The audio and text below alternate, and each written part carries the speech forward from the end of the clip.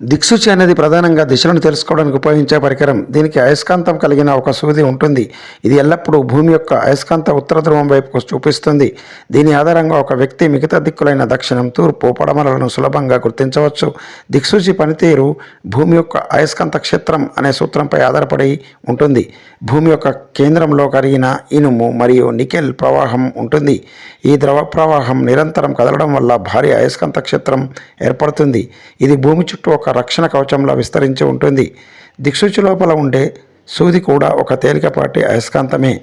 ఈ సూదిని ఒక పీవట్ లేదా చిన్న పిన్ పైన ఉంచుతారు. తద్వారా ఇది ఎటువంటి ఘర్షణ లేకుండా స్వేచ్ఛగా తిరుగుతుంది. ఏదైనా అయస్కాంతానికి రెండు ధృవాలు ఉంటాయి. విజాతి ధృవాలు ఆకర్షిస్తాయి. భూమి యొక్క అయస్కాంత క్షేత్రం దిక్సూచిలోని అయస్కాంత సూది యొక్క ఉత్తర ధ్రువాన్ని భూమి యొక్క అయస్కాంత దక్షిణ ధ్రువం వైపుకు ఆకర్షిస్తుంది. ఈ కారణంగా సూది యొక్క ఒక చివర ఎల్లప్పుడూ భౌగోళిక ఉత్తర ధ్రువాన్ని సూచిస్తుంది. దీని ద్వారా ఇతర దిశలను నావికులు లేదా వ్యక్తులు తమ మార్గాన్ని సులభంగా నిర్ధారించుకుంటారు.